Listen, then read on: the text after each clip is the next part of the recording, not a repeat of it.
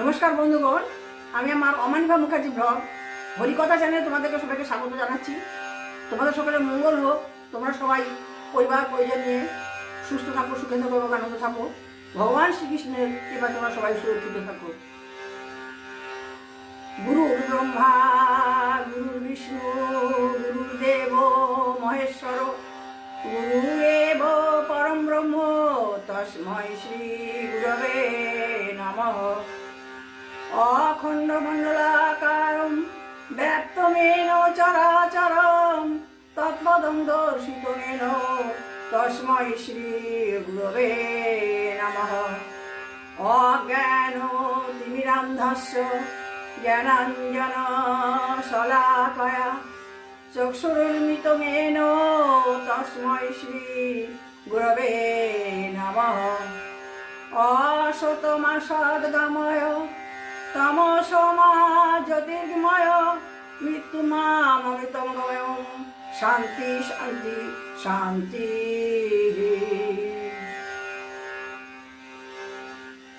জয় শ্রীকৃষ্ণ চৈতন্য প্রভু নিত্যানন্দ, শ্রী অদ্বৈত গদাধর শ্রীবাসাদি গৌর ভক্তবৃন্দ।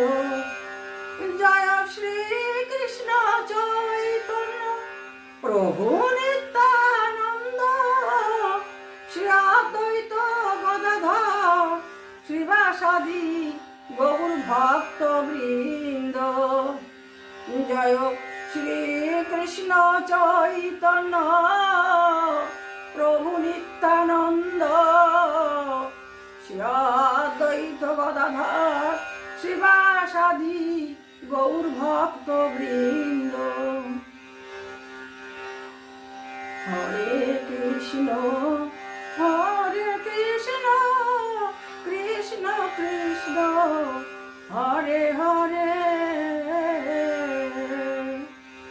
হরে রাম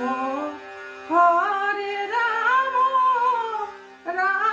রাম হরে হরে, হরে রাম রাম রাম হরে হরে,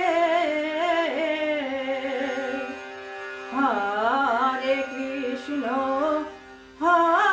কৃষ্ণ কৃষ্ণ কৃষ্ণ হরে হরে, হরে রাম রাম রাম হরে হরে।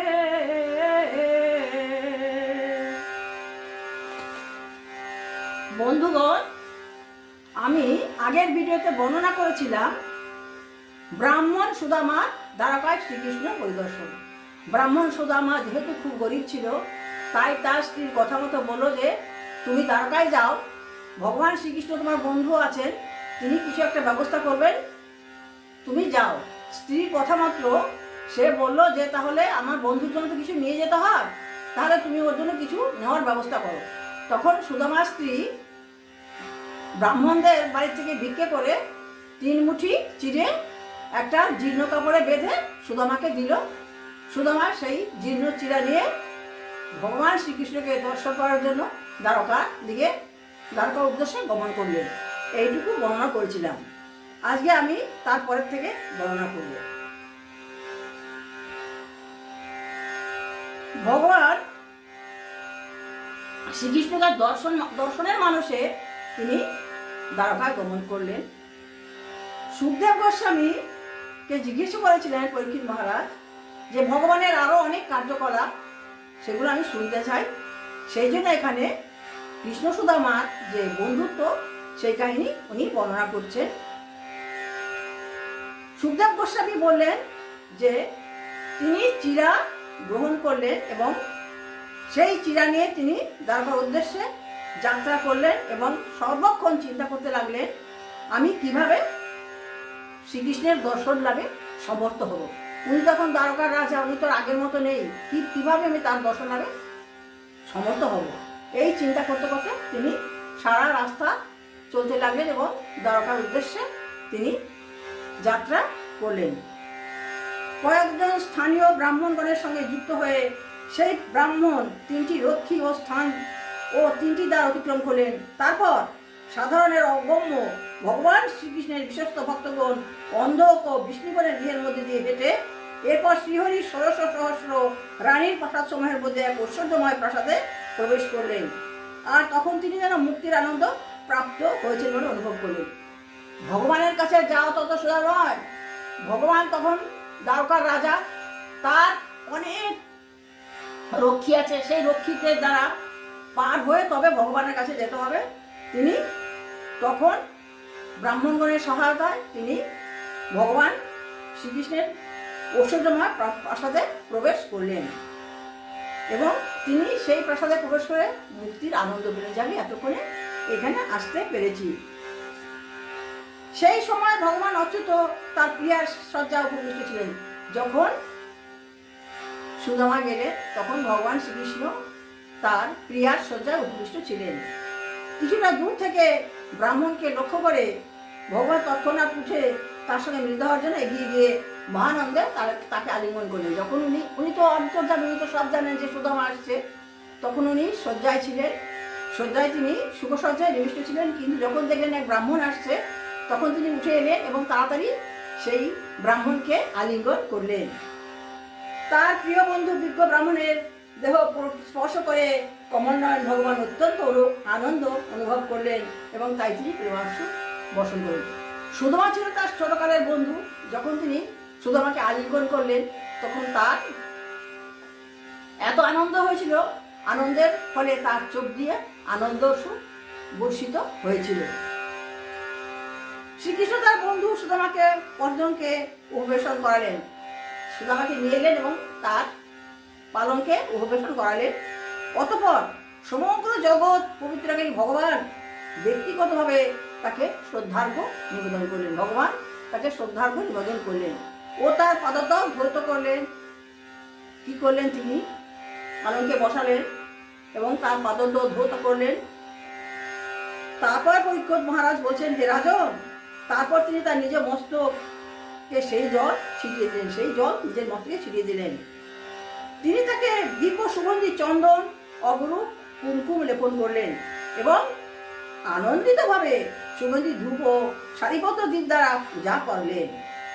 অবশেষে তাকে সুপুরি নিবেদন করলেন এবং একটি গাভী উপহার প্রদান করার পর তিনি মধুর বাক্যে তাকে স্বাগত জানালেন। তাকে কিছু দিয়ে তারপর মধুর বাক্যে তাকে স্বাগত জানালেন। তার চামড় দিয়ে তাকে বাতাস করে লক্ষ্মী দেবী স্বয়ং জীর্ণ মলিন বসন পরিহিত অত্যন্ত কৃষকায় শিরজাল ব্যাপ্ত দেহ দরিদ্র ব্রাহ্মণকে সেবা করলেন। তিনি কি করলেন? যে যে পাখা দিয়ে লক্ষ্মী দেবী তাকে বাতাস করেন সেটা দিয়ে তিনি তার বন্ধুকে সেবা করলেন। মলিন বসন পরিহিত সেই ব্রাহ্মণকে নির্ভর কীর্তি ভগবান শ্রীকৃষ্ণ দ্বারা অত্যন্ত প্রীতিপূর্ণভাবে পুজো দেখে রাজপ্রাসাদের মানুষেরা বিস্মিত হয়েছিল। এত মলিন বসন, এত ভিকিরি ব্রাহ্মণকে ভগবান এইভাবে পুজো করছেন। তখন প্রাসাদের যারা ছিল সবাই খুব বিস্ময় প্রকাশ করেছিলেন। প্রাসাদের যারা ছিলেন তারা বললেন, এই মলিন দরিদ্র ব্রাহ্মণ কোন পুণ্যকর্ম করেছেন? জনসাধারণের তাকে অধম ও নিন্দিত বিবেচনা করলেও ত্রিভুবনের ঈশ্বর শ্রীনিবাস তাকে শ্রদ্ধার সঙ্গে সেবা করতে বলেন। লোকে কেউ তাকে ভালো দৃষ্টিতে দেখে না, কিন্তু শ্রী ভগবান পরমেশ্বর তিনি তাকে এইভাবে শ্রদ্ধার সঙ্গে সেবা করছেন। তাকে তার পালনকে উপবিষ্ট লক্ষ্মী দেবীকে ত্যাগ করে ভগবান সেই ব্রাহ্মণকে এমনভাবে আলিঙ্গন করলেন যেন তিনি তার জ্যেষ্ঠ ভ্রাতা। তিনি লক্ষ্মী দেবীকে ত্যাগ করে তিনি সুদামাকে এমনভাবে আলিঙ্গন করলেন যেন তিনি তার জ্যেষ্ঠ ভ্রাতা। হে রাজন, কৃষ্ণ ও সুদামা পরস্পর হস্ত ধারণপূর্বক তাদের গুরুকালে একসময় তারা কিভাবে একসঙ্গে বাস করতেন সেই বিষয়ে আনন্দের সঙ্গে কথা বলতে লাগলেন। কৃষ্ণ সুদামা ছিলেন গুরুকুলে একসঙ্গে। তখন তারা দুজনে আলিঙ্গিত হলেন এবং দুজনা বলতে লাগলেন তারা সেই কিশোর বয়সে কিভাবে সেই গুরুকুলে তারা থাকতেন এবং কিভাবে বসতেন, কিভাবে তারা আনন্দ উপভোগ করতেন। ভগবান শ্রীকৃষ্ণ বললেন, হে ব্রাহ্মণ, ধর্মের উপর সকল তুমি ভালোভাবে অবগত। বলছো তুমি তো ব্রাহ্মণ, তুমি পণ্ডিত, তুমি ধর্মের সব কিছু অবগত আছো। আমাদের গুরুদেবকে গুরুদীক্ষার নিবেদনের পর গুরুকুল থেকে ঘিরে ফিরে এসে তুমি এক সুযোগ্য পত্নীকে বিবাহ করেছো কি না? বলছি তুমি, আমরা তো চলে এলাম গুরুগৃহ থেকে, তাহলে তুমি সেখান থেকে এসে তুমি বিবাহ করেছো কি? যদিও তোমার গৃহস্থ কর্মে প্রায় যুক্ত থাকতে হয়, কিন্তু তোমার মন জাগতিক আকাঙ্ক্ষা দ্বারা প্রভাবিত না। বলছো তুমি যদিও জাগতিক গৃহস্থর দিকে আছো, কিন্তু তবু তোমার মন জাগতিক কার্যে প্রভাবিত হয় না। হে বিদ্বান, জড় সম্পদ বিষয়ে তুমি খুব একটা সুখ লাভ করো না, এটা আমি ভালোভাবে জানি। বলছে যে হে বিদ্বান, তুমি জড় সুখ চাও না, এটাও আমি ভালোভাবেই জানি। ভগবানের মায়াশক্তি থেকে উদ্ভূত সকল জাগতিক প্রবৃত্তি পরিত্যাগপূর্বক জড় কামনা দ্বারা অবিচলিত চিত্তে কোনো মানুষ তার কর্তব্য সময় পালন করেন। বলছে যারা আছে ভগবানের নাম করে, জাগতিক প্রবৃত্তি পরিত্যাগপূর্বক তারা অবিচলিতভাবে ভগবানের নাম করেন। সাধারণ মানুষের শিক্ষার নিমিত্ত আমি যেভাবে আচরণ করি তারা সেইভাবে আচরণ করেন। ভগবান শ্রীকৃষ্ণ তো সাধারণ মানুষের শিক্ষা দেওয়ার আচরণ করেন, তিনি সেইভাবেই বলছেন আর কি। হে ব্রাহ্মণ, আমরা কিভাবে গুরুকুলে একসঙ্গে বাস করতাম তুমি তা স্মরণ করো। বলছো আমরা গুরুকুলে কিভাবে থাকতাম, তুমি তা স্মরণ করো। যখন কোনো দৃঢ় ছাত্র তার গুরুর কাছ থেকে সকল শিক্ষণীয় বিষয় শিক্ষা গ্রহণ করে, সে সকল অজ্ঞতার অতীত পরমার্থিক জীবন উপভোগ করতে পারে। যখন গুরুকুলে সমস্ত কিছু শিক্ষা গ্রহণ করতে পারে, তারপরে তাকে গার্হস্থ জীবনে সে প্রবেশ করতে পারে এবং গার্হস্থ থেকে পরবর্তী জীবন উপভোগ করতে পারে। হে প্রিয় সখা, যিনি কোনো ব্যক্তিকে দৈহিক জন্ম প্রদান করেন তিনি তার প্রথম গুরুদেব। বলছেন যে যে কেউ ব্যক্তি সেই দৈহিক জন্ম প্রদান করে সে হচ্ছে তার প্রথম গুরু। যেমন মা বাবা আমাদের প্রথম গুরু।